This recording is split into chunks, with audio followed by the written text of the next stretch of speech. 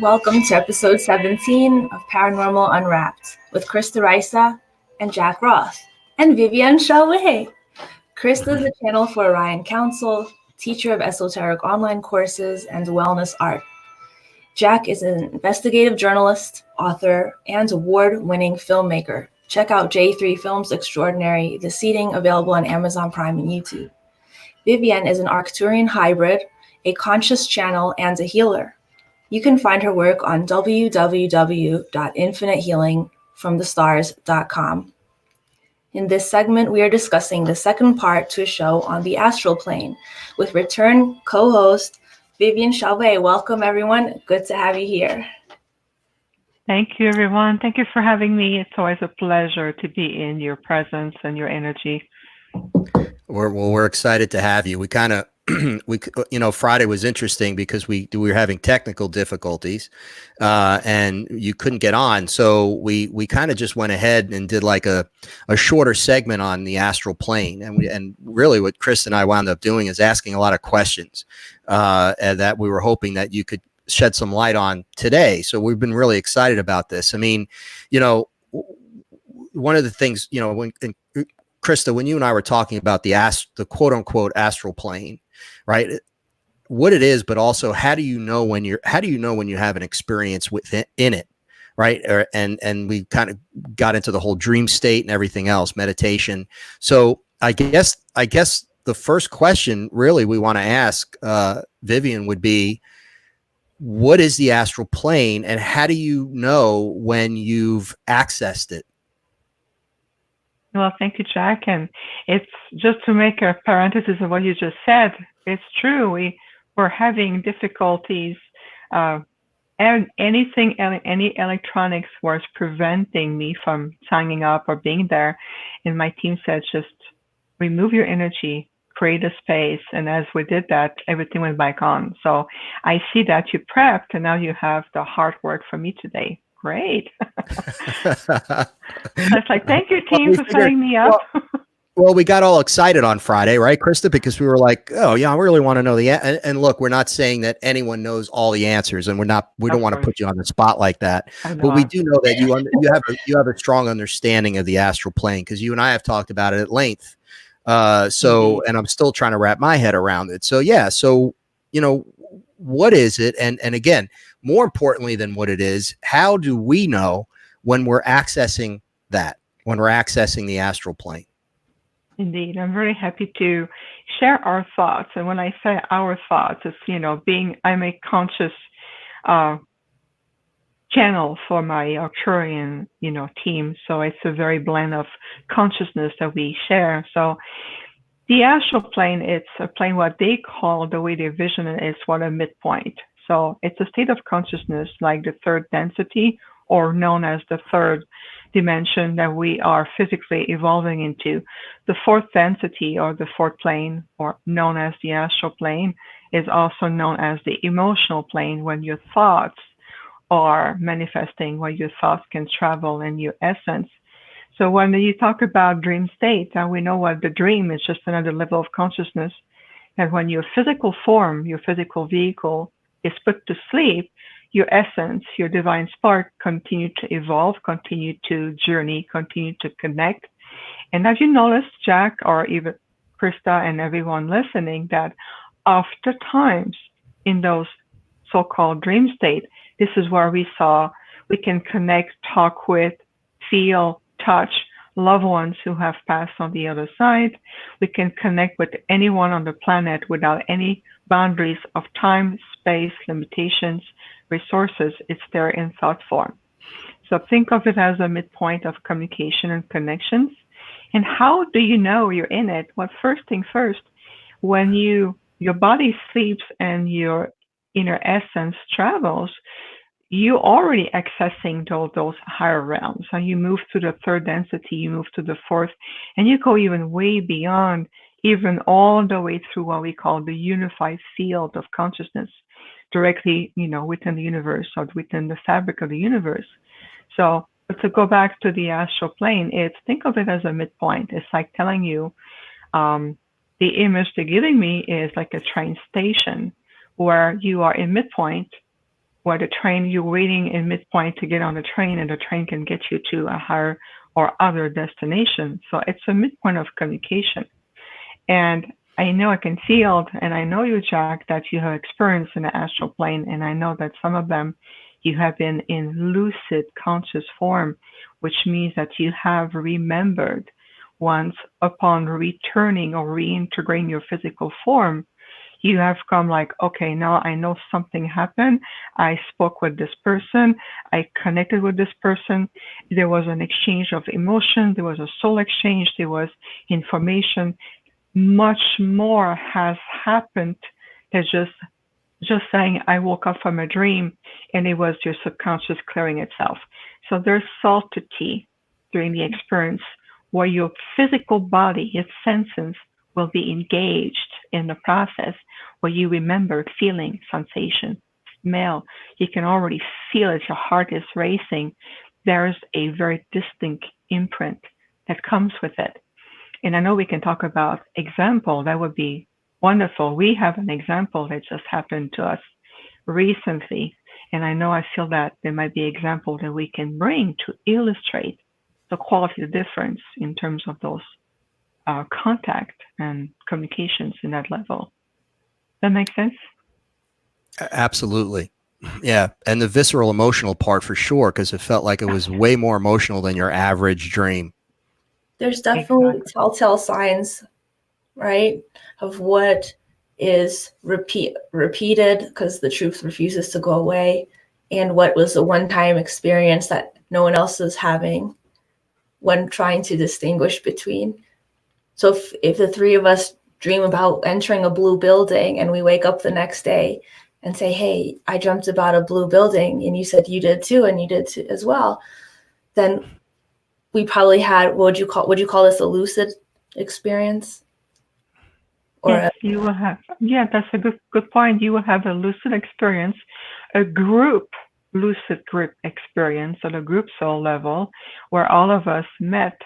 Again, that midpoint, that gateway, that midpoint, where we all enter that blue building, and what that blue building would represent for all of us, the commonality of the blue light or the blue frequency. A building can be also the symbology of moving on to another higher plane of consciousness, or a point of connection where we agreed upon to connect there. So that's a great example. And this is really the beginning to entering these other realms. So most people who are having, who in truth are saying they're having a multidimensional experience, or they experience something outside of this realm, most of these people have an awareness and the knowledge about the astral plane. They've read about it, they've heard about it. Maybe they grew up with a certain religion. Lutherans talk about these different sort of like heaven, hell realms. And then this dimension, how many dimensions is that? William Buhlman asks, that's 3 dimensions. So when Catholics add a purgatory or that 4th dimension to it, they're talking about what? A 4th dimensional reality, which is another word for astral plane. And one of the phenomena on the astral plane, which is very common amongst, you could say, spirituality, spiritualism, is a subject of the Akashic Records, which was made in part famous by Edgar Cayce, who knows the sleeping prophet, who healed some 17,000 people while in a trance state. And Akasha is actually a Sanskrit term, so a very thousands-year-old term to describe sky. Also, it means the phenomena that we experience in the astral plane. And this place often looks like a library. So when you have hundreds of thousands of people talking about entering a library under hypnosis or in a deep sleep, they may have entered this place. And so the value in knowing these things is so that so the channelers can comprehend, and the mediums and the astral projectors can comprehend what the astral plane is. This is why they go into realms like 5th dimension, or even the 11th dimension, or a parallel timeline that's experiencing time differently, so the numbers becomes obsolete. And This is when we're talking in these sorts of concepts because we've accepted them as a reality. That's fascinating to me. It's just unbelievable. I can't get enough of this stuff. I mean, it's like, because I think the implications are staggering. And here's why I say that. You guys are coming at it, and this is what I love about this. You guys are coming at it from I feel like you have a better understanding of it from a spiritual perspective. Not that I have no understanding, but that because of the work you do. And I'm kind of coming at it from a layman from the standpoint of, if I have the experience, okay, first of all, what can I gain from that experience? And how do I, first of all, understand it? Okay. B, help me to either heal or grow, etc. Okay. But I think the problem that most people have is they can't even determine whether they had it or not. Like, so in other words, if you have someone who is a master yogi, right? Let's say, and they do transcendental meditation, and they can go anywhere they want to go. They go have out of body experiences, and they can do it during their sleep, or they can do it during meditation. But if it happens to me, and I remember Viviane, I told you this, I'm like, Viviane, this happened to me last night, right? We were talking that day, and I'm like, this wasn't a normal, I had dreams about a tornado because I was stressed out. I mean, psychologists they've written books on dreams, right? What the meaning of certain dreams. And I get that. Sometimes it's, if you have a dream about tornadoes, or if you have a dream about, of not being ready for an exam, even though I haven't been in school in over 25 years. If I have a dream about not being ready for an exam, that's stress. That's stress coming out my subconscious mind. Just to clarify, there is that part of the human consciousness, but part of it is just dreaming. There are just dreams, and they have their own significance and their own purpose. But I guess the question is, okay, so you have that, but then when you have that dream, and we've all had them more than once, when you wake up in the morning and you're either crying, or you're so emotionally, like, you feel it all day, you can feel it for days afterwards, and you feel like something significant happened in that dream, and it was different. There was something you can't put you can't clearly define what it was, right? Go ahead, Krista. My answer to that is go into childhood. The way you were describing it, I felt like I was a kid, maybe having a sleep paralysis or astral plane magical thing I'm doing. And I don't have the words to explain to the grown-ups this is going on. And so how do children communicate, for instance, through toys, enacting things, through drawing, painting, being creative, by talking in another language? There are many ways. But for the left brain people who are gathering information to prepare for this experience, or the experiencers who don't understand what's going on, is develop your brain, and also know that you are being intuitive. So when you say, I can't get enough of this information, it's because you're resonating with us. You're resonating on the same bandwidth, which is a quantum field experience. So when people don't know what truth is, well, as kids, we'd say, that gives me chicken bumps, goosebumps. Right. What's called And there is the intuitive part of it's important, because I remember telling you, Vivi, and I was like, intuitively, I know this dream was different. I know it wasn't just a dream. And that you said to me, well, Jack, it wasn't a normal REM sleep dream. It was an astral. What'd you call it exactly? Was it just an astral dream, or an astral encounter? Yeah, Would you go? Yes, like an astral projection, an encounter on the astral plane, when your soul actually, or your essence, if you want, travel to that midpoint, to another level of density, another level of consciousness, and where you can have all the experience that you need. But there's other levels of what you said, and what we're hearing from you also, Jack, is that you make a difference. You compare yourself between you and then those like masters or do transcendental meditation, who has, very much high level of discipline and spiritual and everything.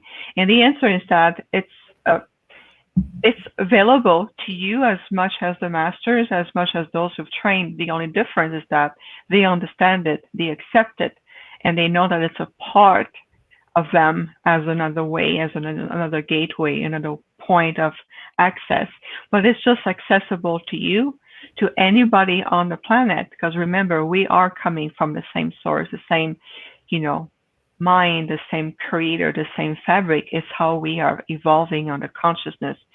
And consciousness is everything, especially in this year 2020 and 2021, where even the grid of the earth is evolving very, very closely in parallel with a heart consciousness on the planet. So what are you gaining by understanding the astral plane or your own personal experience to it? You're also gaining a higher consciousness, which in turn connects you to what's called higher discernment. And discernment is not discernment of the mind where I can make a difference between emotion A and emotion B. It's more of a spiritual higher form of discernment where you start to listening more to what's called your inner master.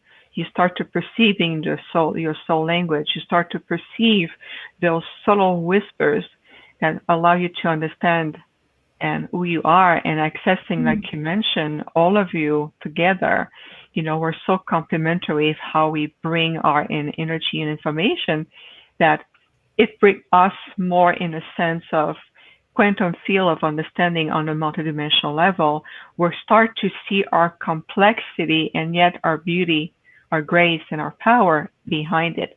So one of the things my group says, you just as gifted as any master on the planet. It's just that they have reached that level and you're still, let's say, working on it yet, right?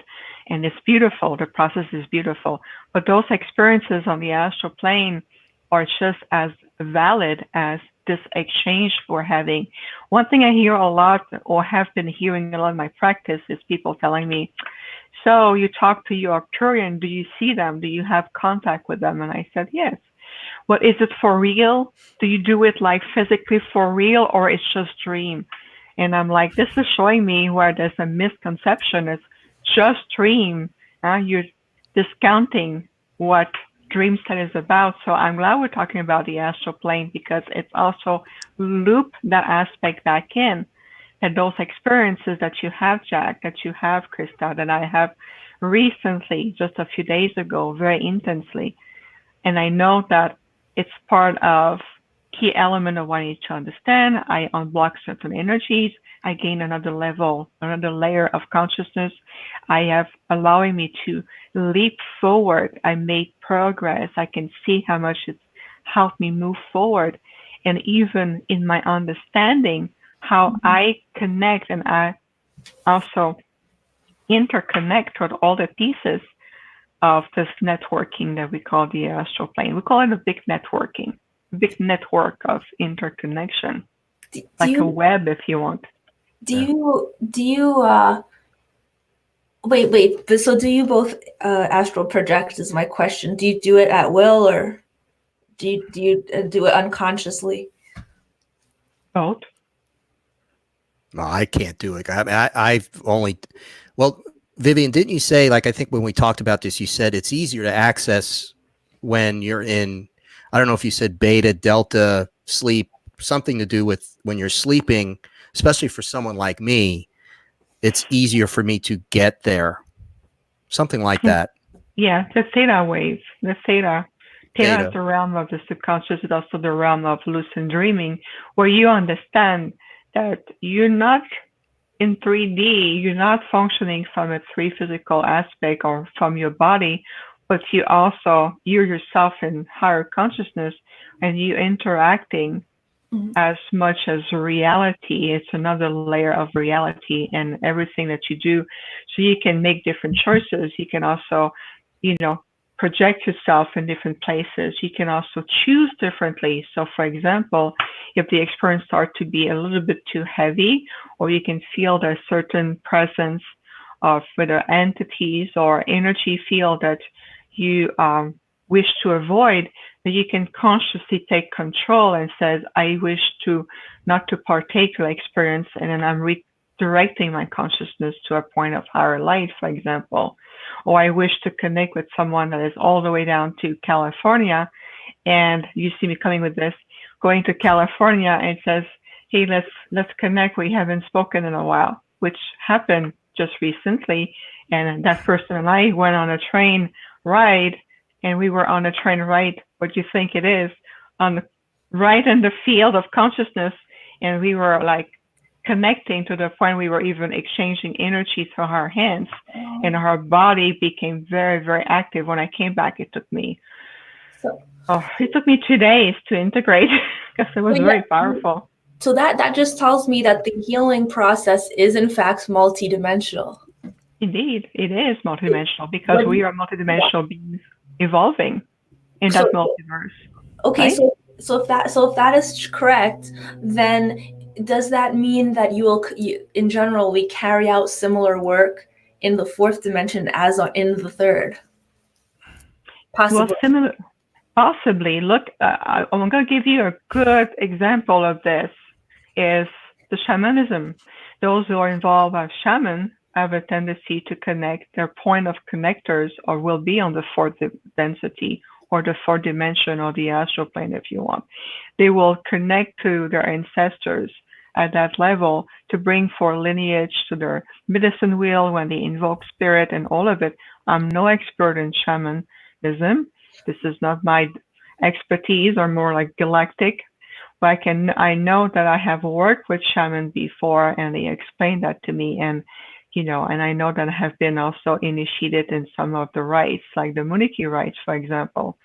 And so I can see that there is a certain point of connectors where they bring their lineage or they bring their ancestors to that form. So I think this is a great example of it, where they do their work. But at the same time,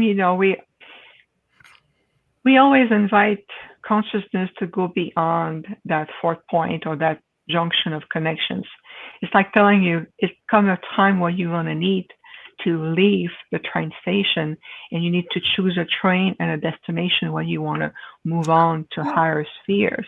This is what they talk about just when people transition. I've been researching death, and some will go to an airport, some will go to a long line in the Summerlands, and there are people who are kind of on the fence about it, and I think this is what's called orbiting. So if you've ever had a client or heard a client story, or someone who's been in a coma, for instance, I've heard these similar, or people who tell you that their mind is more outside the planet, that they call it orbiting the planet. So there's people who are very ungrounded, you could say.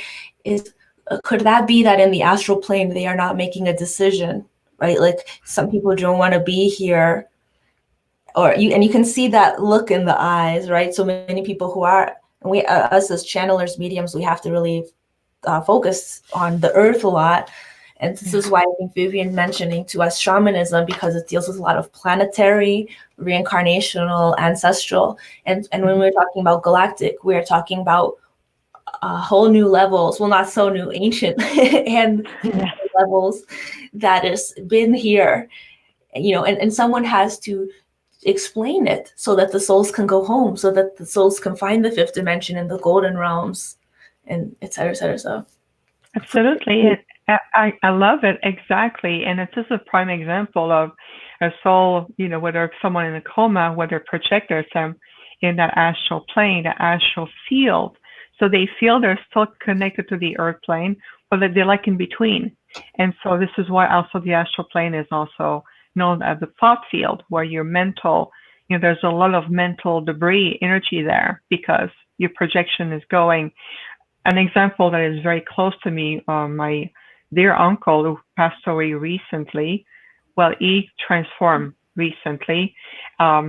He went in that midpoint, and when I asked permission to connect with him, then I was brought to that midpoint, to the astral, where he was sitting there on a cafe terrace because he loved to drink coffee. It was one of his highlights in life. And he was sitting there reading a newsletter with a coffee in his hand. And he looked at me very peacefully. He said, "What do you want to know, my niece?" And I look at him, and then my heart is just vibrating like, "I miss you. Why did you leave?" And he looked at me without physical words, but through his energy, his consciousness. He said, "I love it here because nobody disturbed me. I can do what I need to do, and it's peaceful."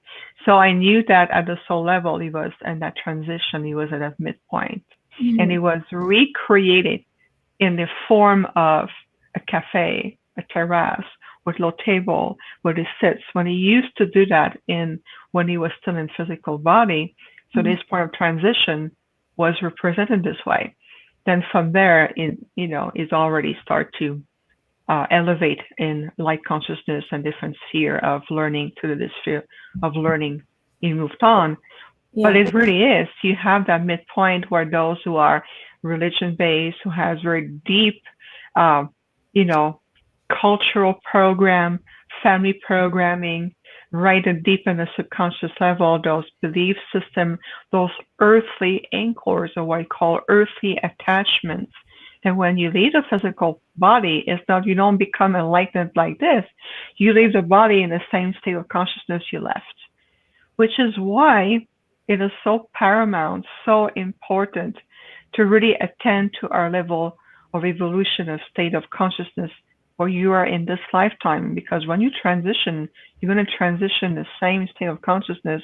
And of course, from there, you're going to continue to evolve. That's guaranteed. You're going to continue to evolve.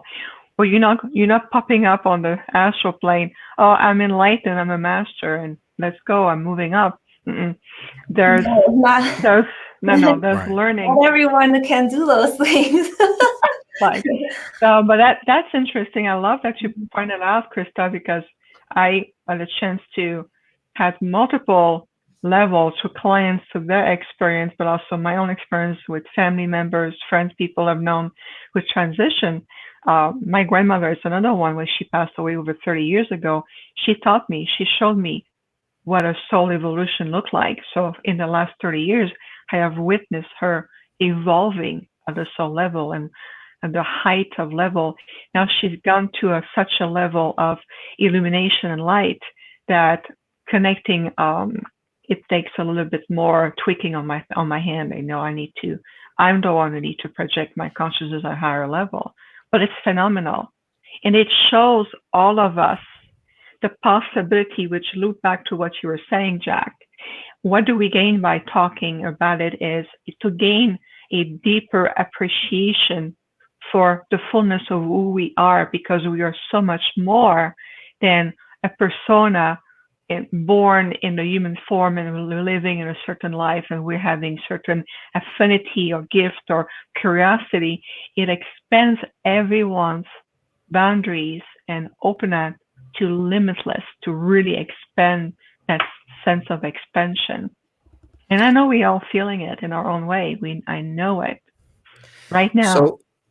So okay, I have a couple questions. Okay, while you guys are, on this level with this, I have a couple questions. So, all right. So, and well, actually, one's an observation. Okay, and it really hit me harder. I mean, I'm freaking out right now because, Krista, you mentioned healing. Okay, and you mentioned on that level, that ability to continue to heal on the fourth dimensional level, and how important that aspect of that is.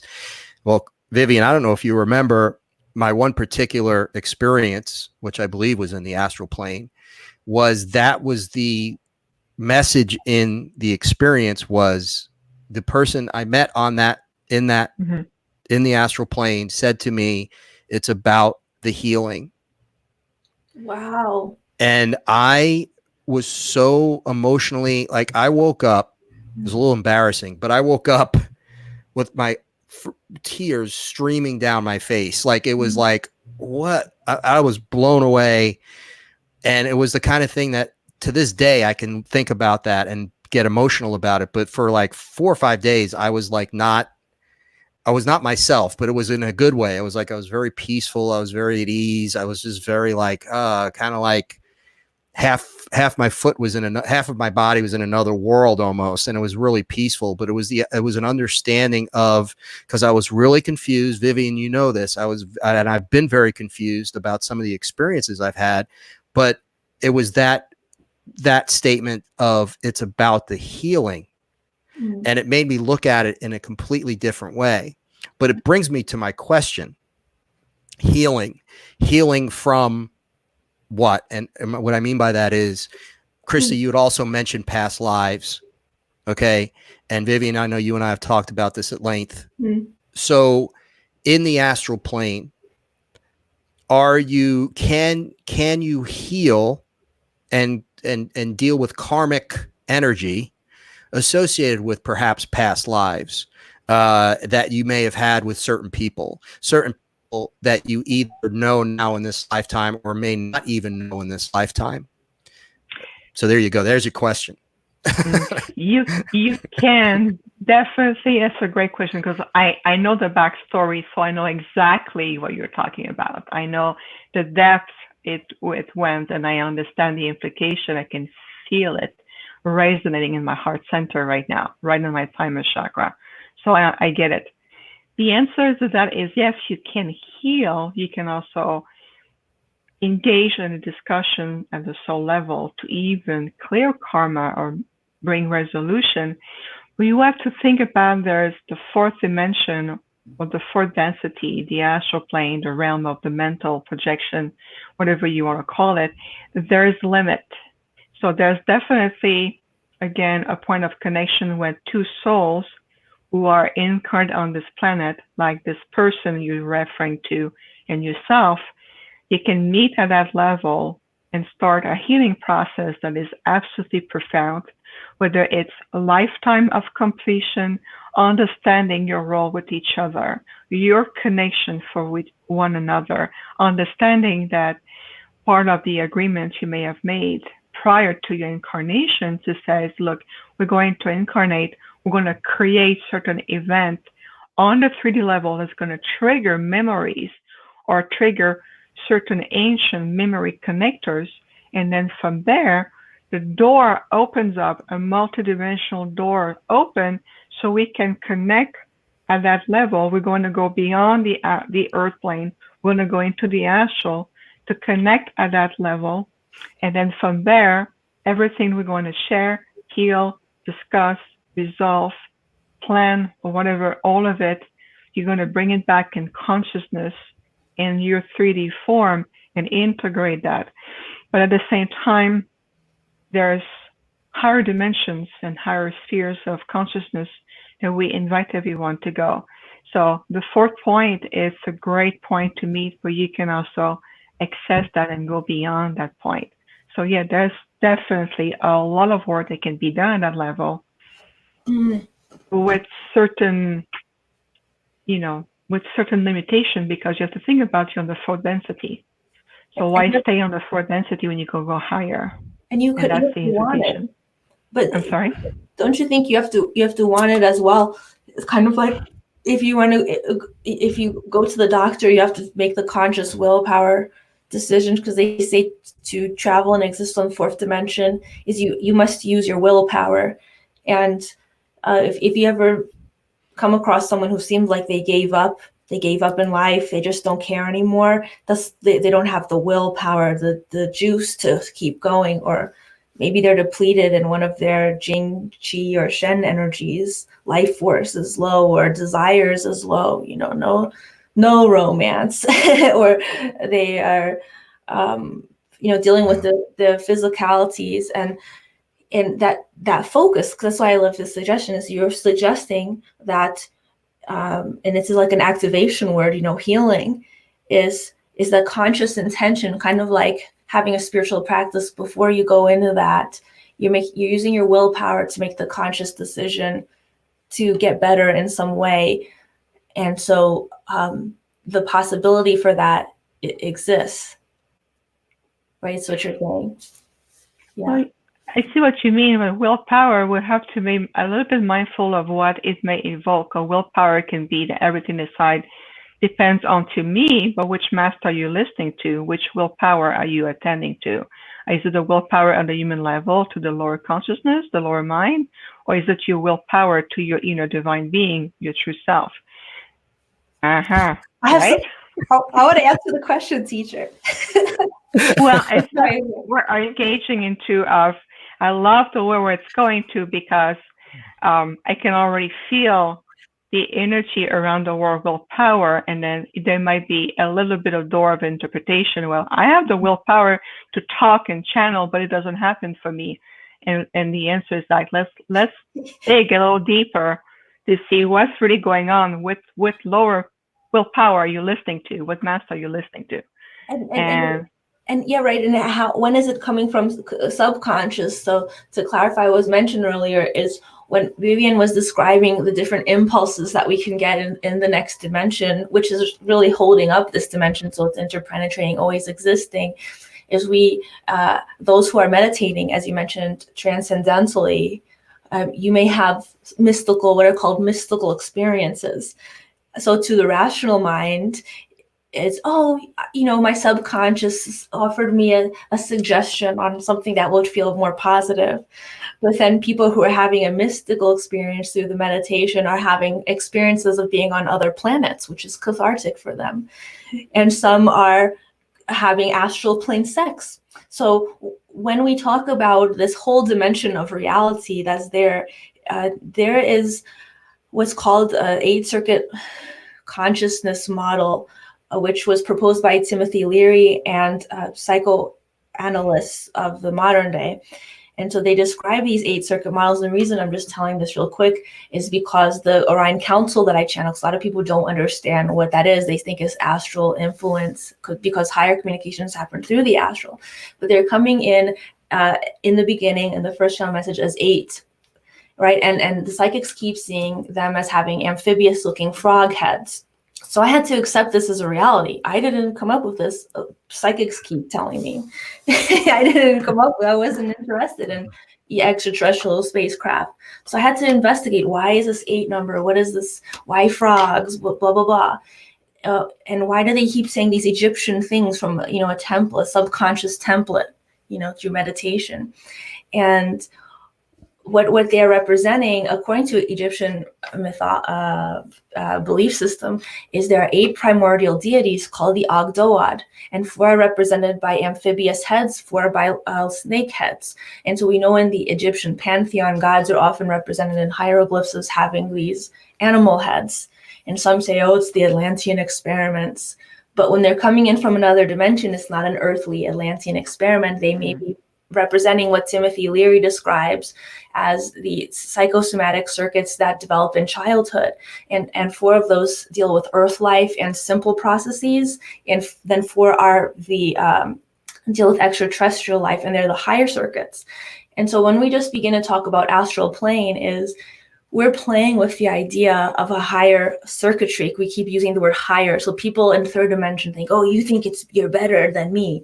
No. You are separating and dichotomizing higher consciousness, splitting it into your dualistic religious belief system of this is good and this is bad.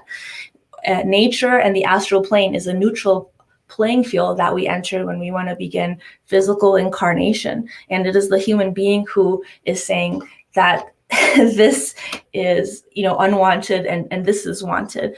And so not to confuse everyone even more into the sauce, but when you're having mystical experience, to the rationals that did not make the experience yet, is you are activating greater brain circuitry. And it's actually a physical, biological event that can be measured. Just got to say that. Thank you. Wow. Yeah, I'm going to go read a comic book now because my head's about to explode. Well, all of this too. That was interesting. I mean, it's fascinating, right, Viviane? I mean, truthfully. Yes, and that's what I love about the different group consciousness that are interacting with the planet, whether it's from the Orion Council, whether it's from our Arcturian, and behind me you see a portion of, Arcturian language is also an activator. So there's the way each group consciousness come. We know that they're going to present their knowledge, and they're going to help us evolve in ways that, will resonate the most with all of us. And, one thing that my team kept telling me is that we reach a point on the planet that there's no longer need to have any fear on, I feel lower into my knowledge, somebody else feel higher. It's just to really trust is as simple as returning to your own celestial home within you and let your inner being talk to you and reveal to you who you are. You could have been, a master teacher from in different multiverse, and in this lifetime, you scrub toilets for a living. It doesn't define you. So I love the different languages they bring. And what we do, we're also creating verbal bridges. We're creating bridges to appeal to a certain level of consciousness, to a level of the mechanism of the thought system and how we can perceive it. Nonetheless, regardless of how wording is utilizing, what we always recommend is allow your entire being, utilize your body, utilize your DNA to decode the message for you and with you. And then it's going to create a more like a aha moment, like an opening, a spark of awakening within you. Like when you channel, most channel, I can only speak from the way we do it. They don't speak a language to me. They speak to thought forms. That thought forms have different imprint. It has resonance. It has a access to the consciousness of the group collective that I represent. However, the way my brain translates everything, we chose the resonance to English language, even though it's not my first earthly language, but there's a resonance to the English language, to the brain that is, I'm wired in the way the brain is wired in the way that it can be translated in words and sentences and have this dialogue. And I think it's fascinating. And I love the way we expanding in that dialogue and integrating different points of knowledge to go back, enjoy the astral plane, but there's also other level you can go to and explore, feel, always go with your light and the certainty of your light, trust. And if something that is not in resonance, bring it back. And you open your eyes and you come back in your bed and you go like, well, that was intense. It's because you call yourself back in, and then you integrate yourself. So it's just amazing that there's so much more to is going to be revealed to us as we move. Just the decoding of your own DNA, for example. Now we know that if you look at right back when the Pleiadians were on the planet, they created a 24th genome of DNA that allows us to evolve as awakened consciousness. And that 24th genome of DNA, it's coming back more and more predominant on the planet right now. And so that's an example of it. Do you say that as a chromosome pair? Because now we have 23 chromosome pairs. So women have X. We have 20. Yeah, moving into 24th actually, and that's part of the Pleiadians' heritage, what they have created. And this is why so many people say they are Pleiadian, and why the Cherokee Native American people say they come from the Seven Sisters. Those were the brighter stars. I mean, there's 9 stars, and when you have a star, there are lots of planets.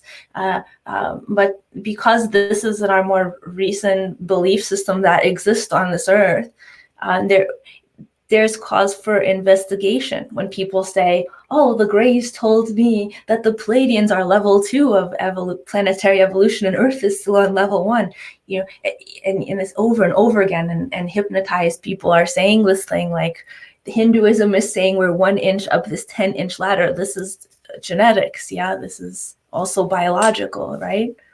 Yes, it's biological, and also it's part of a cosmic blueprint.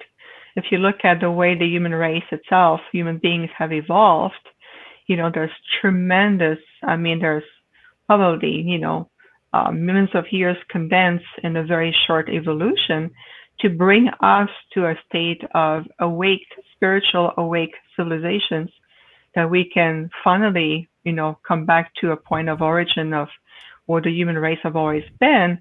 It's just with that 24th pair of chromosome, or that the DNA gene coming through, it's revealing itself more and more. And you know why? Because on the planet, we are in that place. We are ready now to embrace that we're much more just human beings evolving on the earth from a Darwin evolution theory. We're transcending that.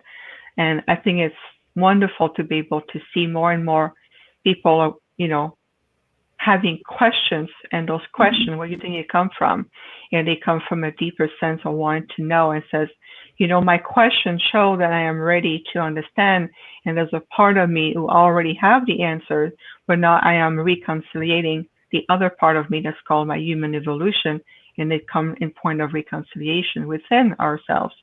And that point of reconciliation is important to what's coming through on the planetary level and beyond, way beyond. So, okay. So when I want to ask this, I want to try to figure out the best way to ask this question. So you're on the astral plane, and the people, I say people. Who are you laughing at, Krista? It's like a bar joke. A guy walks into a bar. Guy walks into a bar. There's a Palladian, there's an Arcturian, and no, I'm just kidding. So,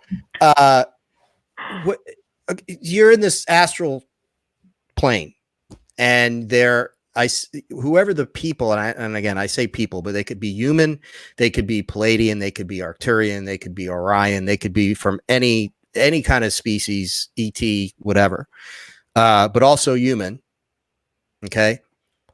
They're in this astral plane with you at the time you're there.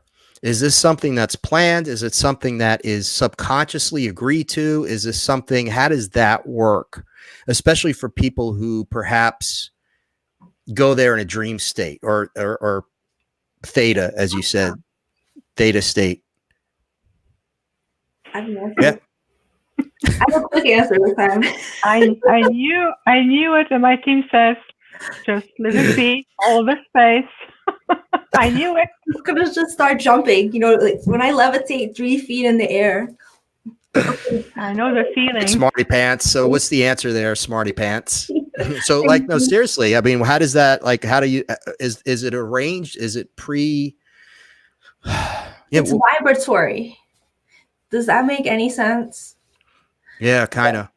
Because if you can create in the astral plane a cafe in Paris, a petit déjeuner with the little round table and the hat and the newspaper, because the waiter was so nice to you, nicer than your own parents, you're living that, or you're an earthbound, or you're just in that state of experiencing your consciousness. And so a master teacher comes along dressed real in some nice white cloaks. They look real glowy and gold, and they go, "Hey, have you ever considered doing something a little different?" And you have the choice, because this is your world that you created. But they say, "Hey, want to see my spaceship?" And you're suddenly on a spaceship. So the point in saying that is, was that right? So was that an agreement? Was that you evolving? You telling your story, really, I think, is you kind of decide what that means.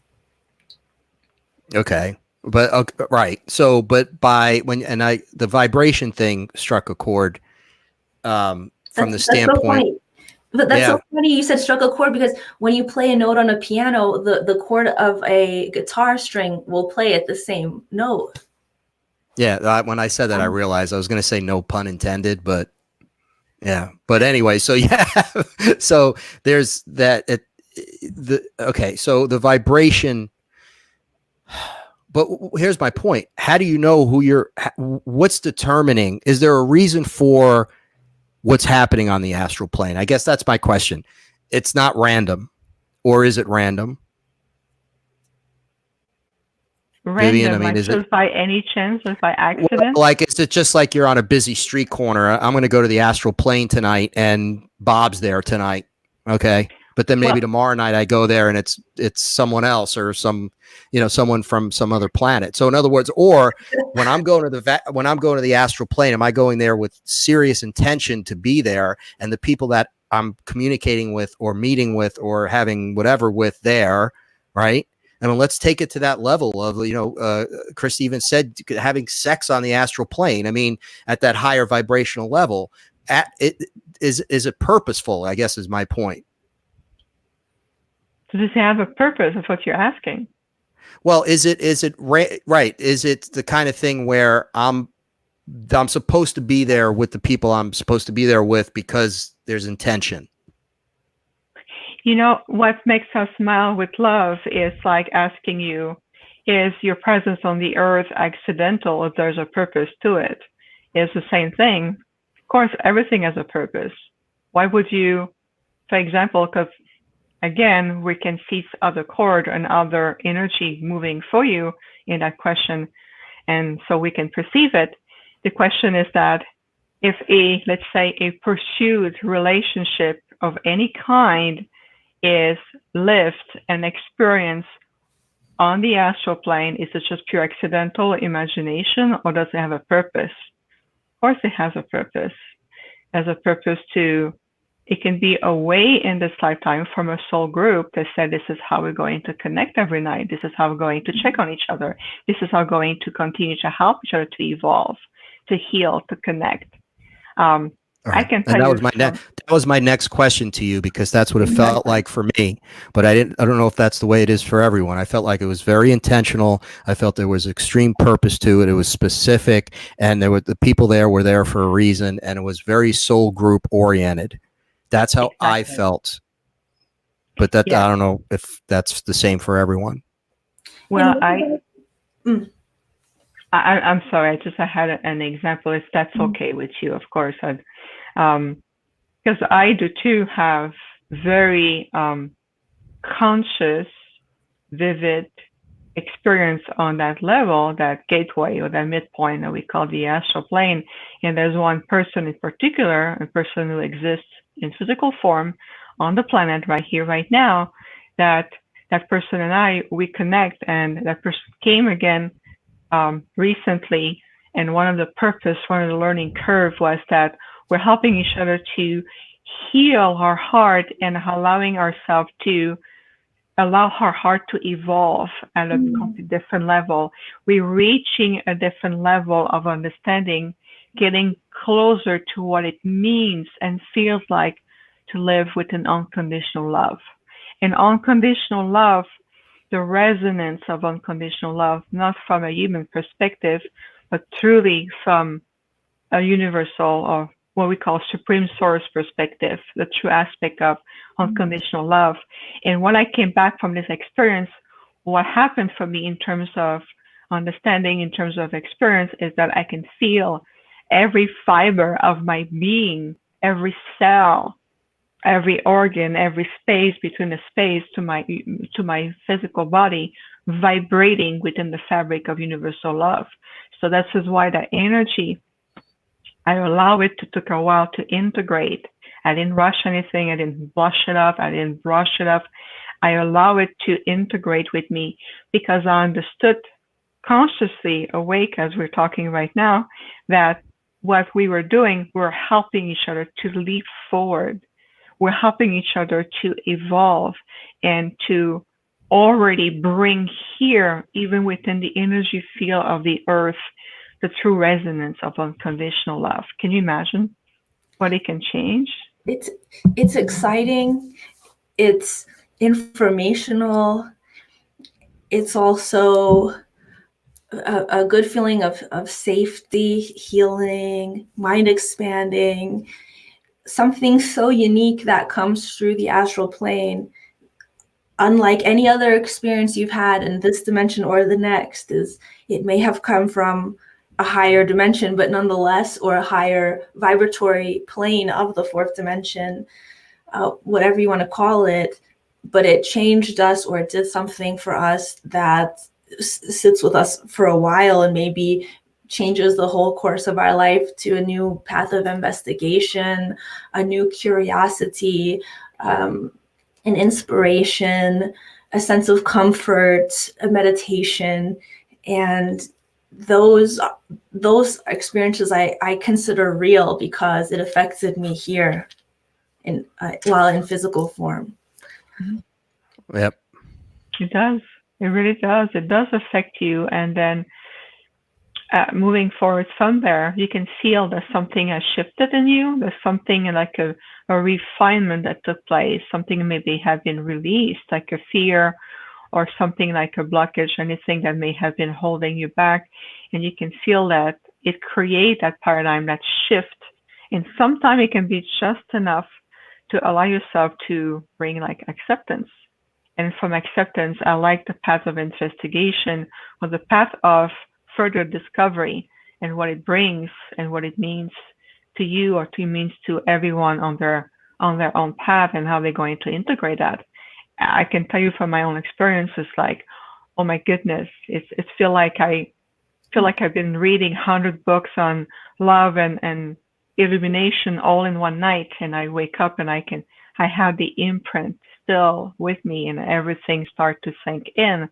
And even in my work, when I do consultation, when I'll do, holistic work with people, it has brought a deeper dimension. I can see that. I mean, we were working yesterday with clearing, ancestral lineage from someone who went through the Holocaust in their family, and then also we create a huge shift on the planet through the archive on the planet and release hundreds and hundreds of souls energy. And I told the team, I'm like, where is it even coming from? And they said, well, you are evolving, and therefore the way you're connecting is evolving. But just to give you a glimpse, a blip of what it can do and what it can represent for you, Jack, and everyone, just allow the discovery, really. Right.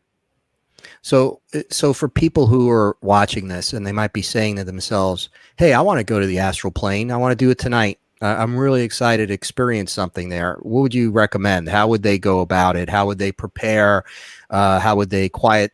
Is it about meditation? Is it about intent? What would you suggest? It's a great question. I mean, we'll answer from our humble perspective, and our perspective is that it is part of what you do naturally. There's no really need for a preparation. It's not like learning how to cook. It's part of you. It's an ability that you have. It's a conscious choice. And everybody travels. Everybody, guarantee nobody stay in your body when you sleep.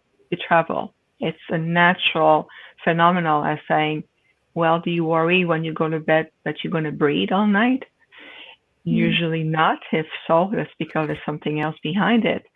But from our perspective is that what you can do is consciously prepare to have more a refinement of experiences and what you're ready to experience and what you're ready to consciously remember. So when you integrate your body naturally and you start to awaken, you start to wake up in the morning or middle of the night or whatever, that you can say, I brought with me aspect of experiences, learning, anything that I need to know that serves my highest and best.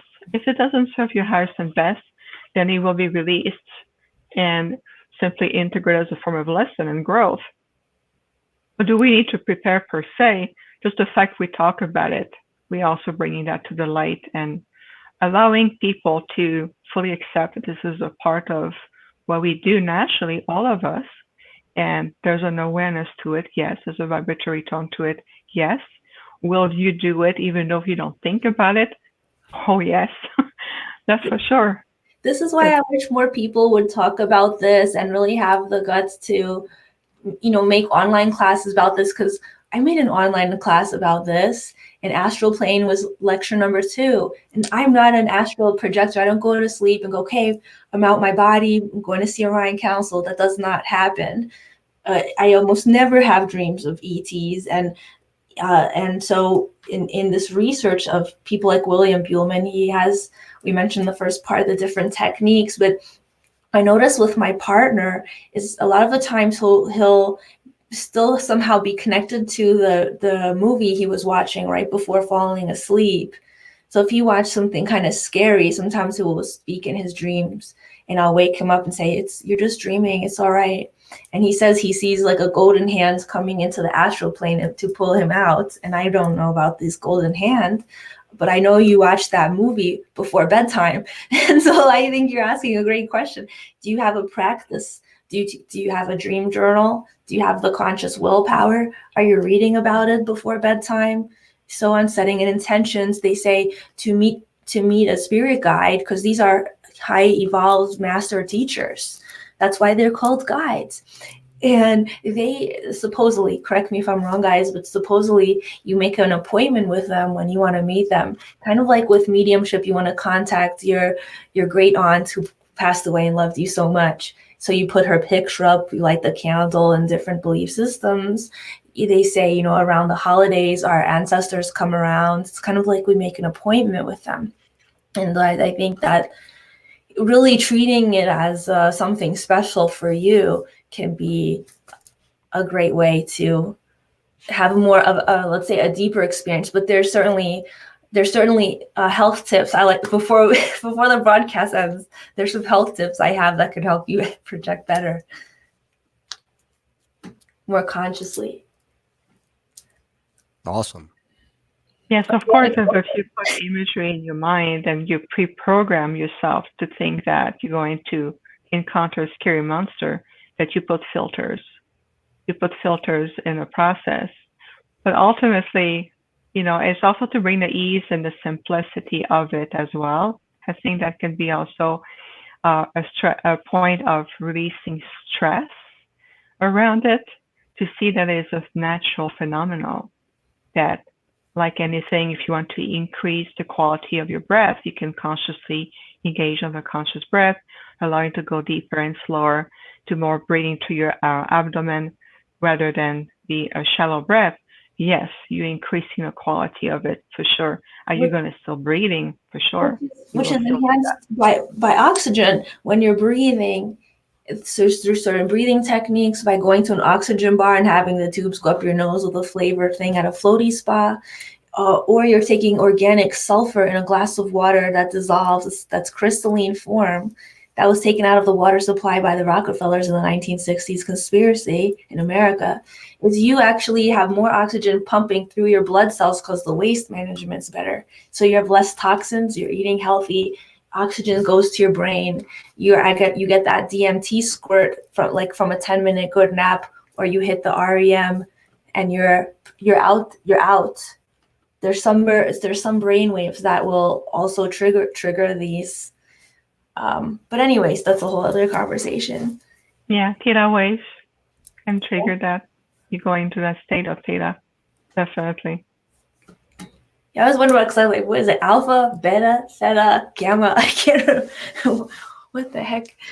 What's my brain? Yeah, exactly. I get those. Exactly. I forget that all the time. So Viviane, as we explore and go on these journeys that are, I would say, outside of our 3D comfort level, especially for some people, I know a lot of people on this planet who are so solidly set in their 3D dense. They're comfortable there.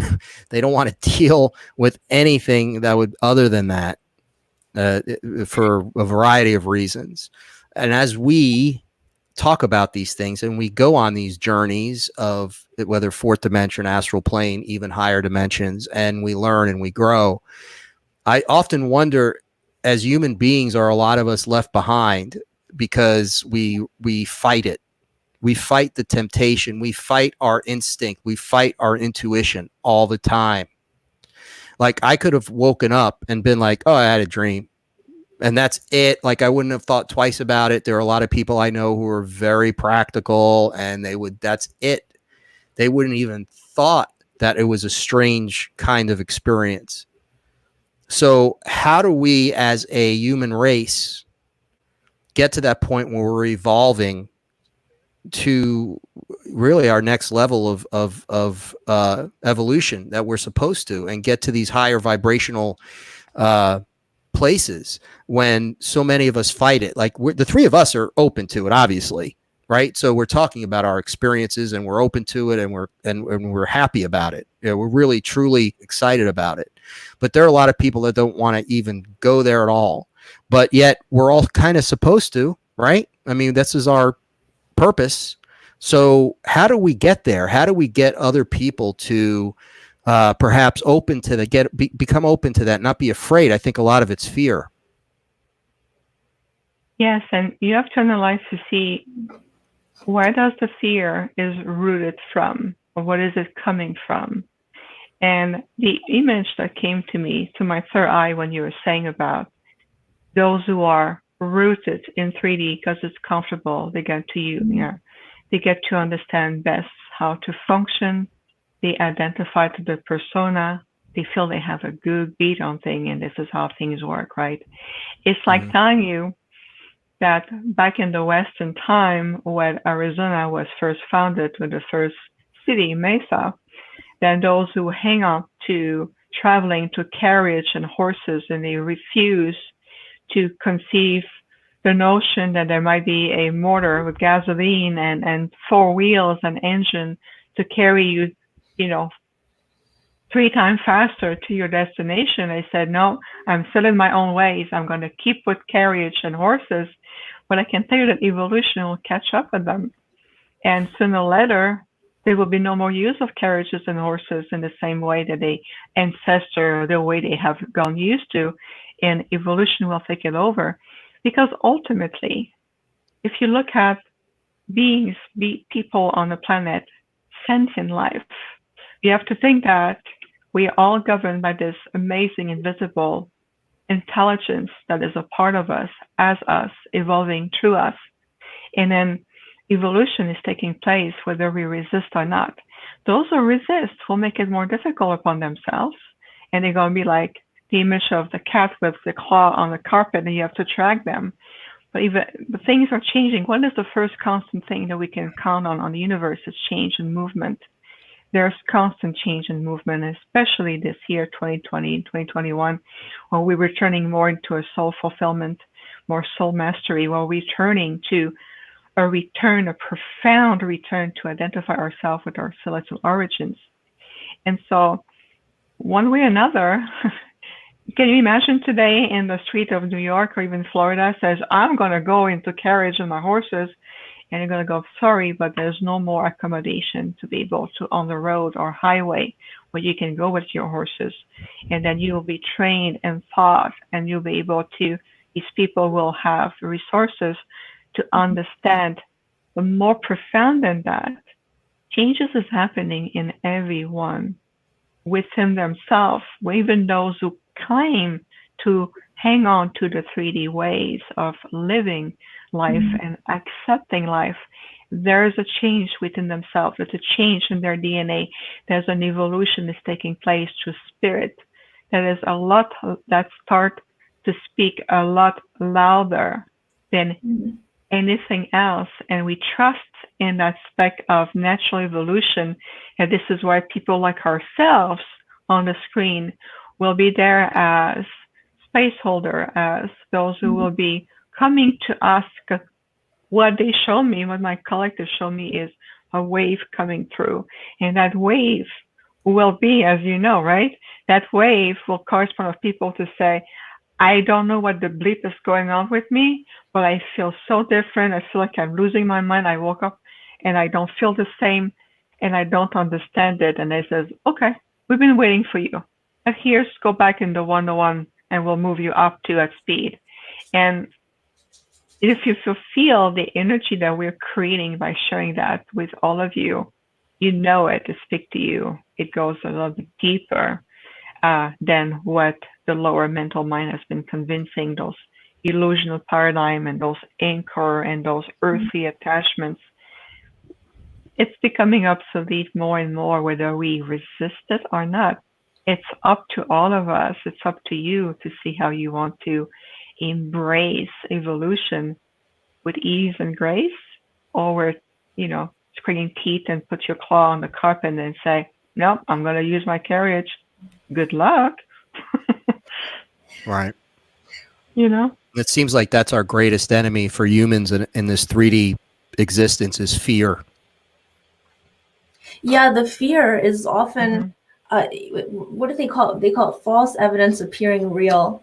And we only know what we know. So if we've repeated a historical story of a flood, whether it was antediluvian, Noah's Ark, and so on, we have these, this is all you know. It's like someone, coming from a life of crime or abuse. This is all they know. So like, what are you talking about? Ascension and feeling better. What is that? And so there's what is called when you look into the afterlife and ghost communications, is they mention things which are translated into spiritual laws or pillars, like the pillars of Ma'at, the golden rule, so on, simple teachings from ascended masters. that exists in all religions is there's what is called the law of rhythm. So we in nature belief systems, they talk about the moon cycles and how, which is in alignment to the waves of the ocean. And so when we have this law of rhythm, we know there are certain times to do this, and there are ways we can count nature, as in through astrology or cosmology and mapping of the planets. We know this is the time to harvest, this is the time to pick the fruits, and so on. And when it comes to consciousness, people are receiving channelings. Why should we be helped by higher beings saying, oh, there will be a golden age, oh, there will be a harvesting, or there will be a conscious evolution? Your planets do. The galactic neighbors want you to know we're here to help you. We went through the same growth spurt, like when you were a teenager in high school. I made it through high school. You'll make it through as well. It's the law of rhythm. And you guys, we're kind of out of time. I think we could go on for another episode. What do you guys think? It's good. It's great. Yeah, well, Viviane, we can really expand. Good, thank you. You can definitely expand in different ways. Many things. Yeah, absolutely. If you guys enjoyed this episode, click the thumbs up button. It helps the other star seeds and earth angels watch what we're doing. Also, click the bell to be notified. We go on live Mondays and Fridays, 12 p.m. Arizona time. So check your time, world time clock, what time that is in your zone. And look forward to future episodes with Viviane and more incredible guests. We'll see you guys next time. Live long and prosper.